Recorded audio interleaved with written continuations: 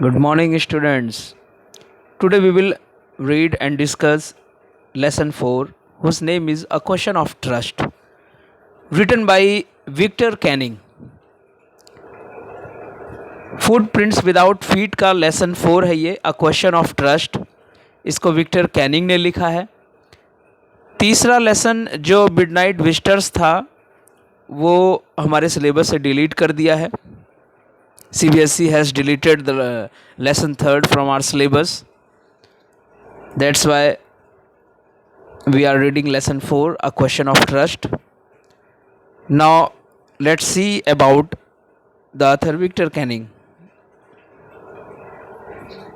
ये पिक्चर जो आपको दिख रही है ये विक्टर कैनिंग है। इनके बारे में हम लोग जानते हैं। ऑथर और राइटर दोनों का मतलब सेम होता है बच्चों। Both are same, author and writer both are synonyms to each other. Author का मतलब भी लेखक होता है और राइटर का मतलब भी लेखक होता है। इनके बारे में हम लोग जानते हैं। Victor Canning was a British novelist and short story writer. Victor Canning British novelist थे। वो नावल भी लिखते थे और नावल के साथ साथ शॉर्ट स्टोरी भी लिखते थे। और ये जो हमारी कहानी है जिसको हम आज पढ़ेंगे, हम लोग पढ़ने जा रहे हैं, अ क्वेश्चन ऑफ ट्रस्ट, ये उन्हीं के स्टोरी कलेक्शन में से ली हुई एक कहानी है। A question of trust is one of his greatest short story from his story collections. Lesson 4, a question of trust, story collection से लिया गया है। आइए कुछ इस लेसन से जुड़े जो कीवर्ड्स हैं, जो डिफ़िकल्ट वर्ड्स हैं और इम्पॉर्टेंट भी कह सकते हैं, उनको जानते हैं हम लोग। और इस लेसन को पढ़ने से पहले आपको खुद से एक बार पूरे लेसन को रीड करना होगा। मैंने जो इम्पॉर्टेंट वर्ड्स दिए हैं वो मुझे लगा कि आप लोगों के लिए थोड़ा डिफ़िकल्ट और कठिन होंगे, तो आप लोग खुद से भी एक बार लेसन को रीड करिएगा। जो आपको लगता है कि जो वर्ड्स आपको नहीं समझ में आ रहे हैं वो मुझे मैसेज करिएगा, फिर उस पर हम लोग समझेंगे उस वर्ड्स को। जो मुझे लगा इम्पॉर्टेंट थे वो मैंने लिख दिए हैं। सबसे पहले देखते हैं हे फीवर। हे फीवर, इस लेसन में हे फीवर जो ये वर्ड आया है ये दरअसल एक डिसऑर्डर है। जो इस लेसन में कैरेक्टर है जिसका नाम हॉरेस डैनबी है, actually he is suffering from he fever. He fever का मतलब एक एलर्जी है उसको, फ्लावर की खुशबू से, डस्ट से उसको एक एलर्जी है जिसे ही फीवर कहा गया है। हे फीवर का मतलब a disorder affecting the nose by allergy. एक तरीके की एलर्जी है जो कहानी में हम देखेंगे कि जो कैरेक्टर है हॉरेस डैनबी, उसे हे फीवर है। जब भी उसके पास फूल का गुलदस्ता या कोई फूल आता है तो उसकी स्मेल से उसकी नोज़ में टिकलिंग होने लगता है, मतलब उसको स्नीजिंग आने लगती है, छींक आने लगती है। दूसरा वर्ड देखिए लाइब्रेरी। लाइब्रेरी बच्चों, a place where different kinds of books are kept, जहाँ पर तरह तरह की किताबें रखी जाती है वो लाइब्रेरी होती है। Third, expensive. एक्सपेंसिव का मतलब होता है वेरी कॉस्टली, बहुत महंगा। जो चीज़ बहुत महंगी होती है, हम उसे अफोर्ड नहीं कर सकते हैं, हमारे लिए वो कॉस्टली होती है, उसे हम एक्सपेंसिव भी कह सकते हैं। चौथा है रेयर। रेयर का मतलब होता है डिस्टिंक्टिव, मतलब ऐसी चीज़ जो बहुत ही दुर्लभ हो, आसानी से ना मिले, उसे हम रेयर कहते हैं। RARE, rare. पांचवा वर्ड है Rob.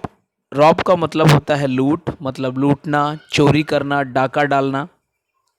Safe, next word safe.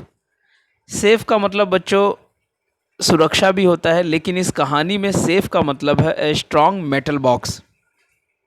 एक मजबूत मेटल का बॉक्स है जिसके अंदर ज्वेलरी रखी हुई है, जिसे चुराने के लिए हॉरेस डैनबी एक घर में एंटर हुआ है। तो यहाँ सेफ का मतलब है एक तरीके से अलमारी, मेटल बॉक्स की, जो काफ़ी मजबूत है। 7 है टिकल।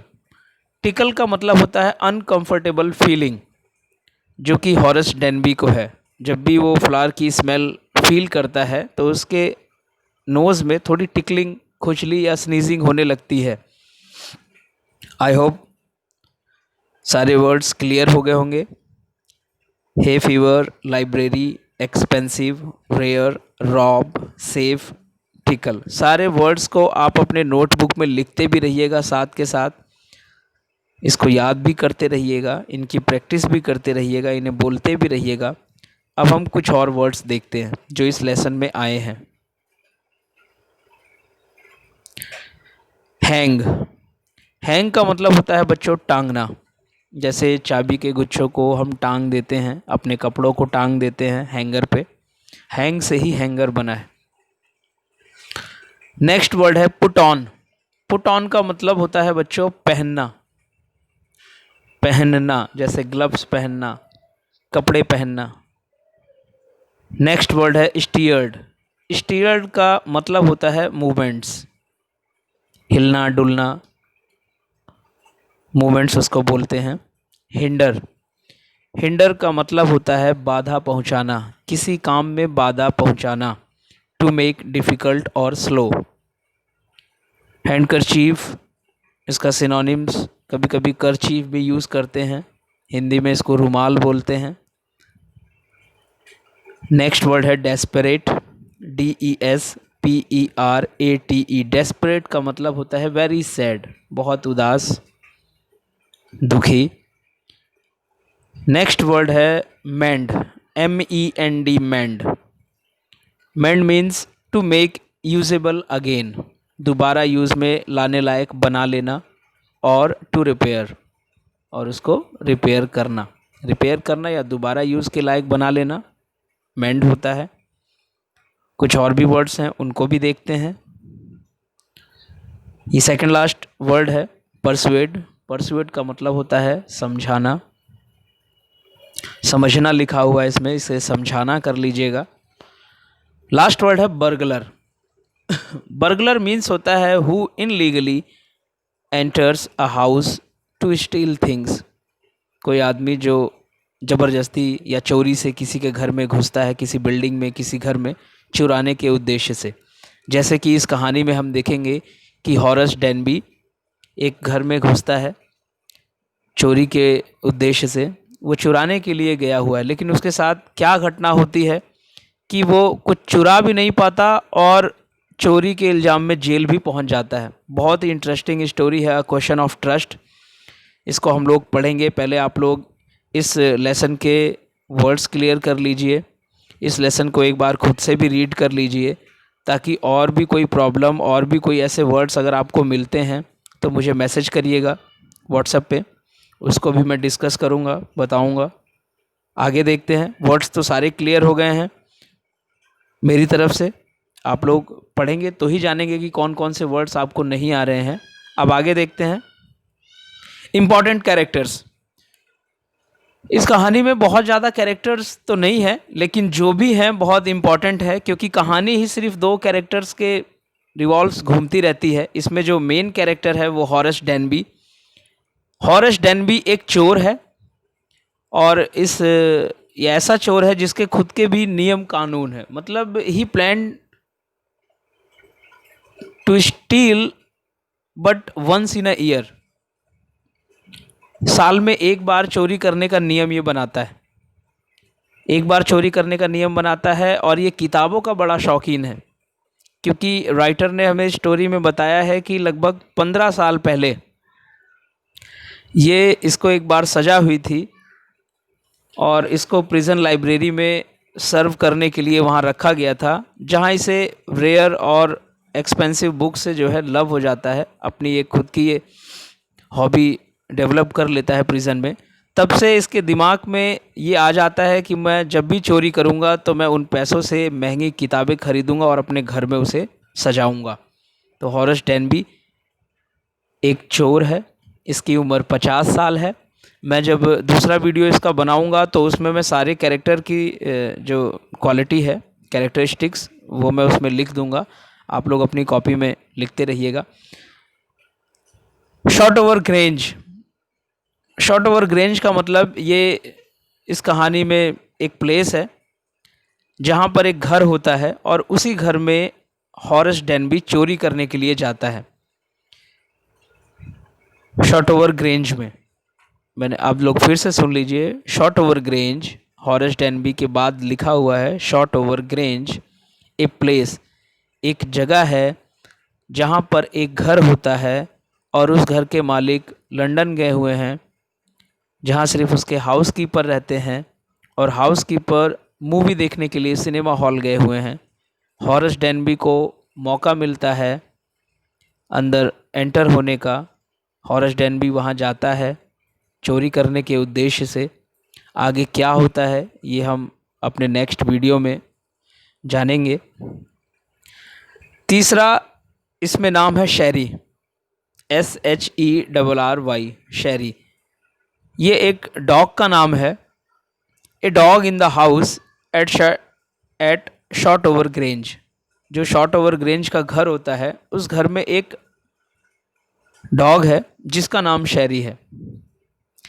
इसके अलावा ए यंग लेडी, इसके अलावा एक इस कहानी में एक महिला भी अपीयर होती है, एक यंग लेडी भी आती है जिसको राइटर ने कोई नाम नहीं दिया है, उसको यही नाम दिया है ए यंग लेडी, जो हॉरेस डेनबी को चीट करती है और क्लेवरली उसको बीट कर देती है और जिसमें हॉरेस डेनबी फंस जाता है, अपने आप को फंसा हुआ महसूस करता है।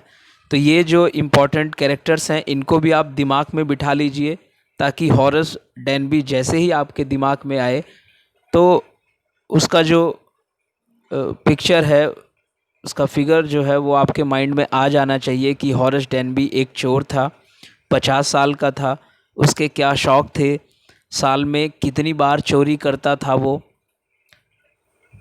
क्या उसके साथ होता है कहानी में, मतलब उसका नाम आपको याद हो जाए कि हॉरेस डेनबी इस स्टोरी में जो है वो मेन रोल में है, मेन कैरेक्टर है वो इस स्टोरी का। उसके बाद आपको याद रखना है शॉट ओवर ग्रेंज एक जगह है जहाँ पर वो घर है जिसमें हॉरेस डेनबी एंटर करता है चोरी करने के लिए। शैरी कुत्ते का नाम है, ये नाम भी आपको याद रखना है। बहुत इम्पॉर्टेंट तो नहीं है लेकिन फिर भी जब भी आप आंसर एग्ज़ाम में लिखते हैं और ये सारे नाम अगर आप लिख देते हैं तो ऐसा लगता है कि हाँ आपने पढ़ा है, कुछ मेहनत की है। लास्ट में यंग लेडी, उसका नाम नहीं है, सिर्फ यंग लेडी ही कहा है। आप लोग इस वीडियो को देखिए, वर्ड मीनिंग लिखिए, कैरेक्टर्स का नाम अपनी नोटबुक में लिखिए, इसको याद करिए और उसके अलावा एक बार स्टोरी को आप लोग रीड कर लीजिए। दूसरा वीडियो मैं अभी बनाता हूँ और कहानी को एक्सप्लेन करता हूँ, उसकी समरी को हम लोग देखेंगे, कुछ इम्पोर्टेंट क्वेश्चंस भी हम लोग डिस्कस करेंगे। Thank you.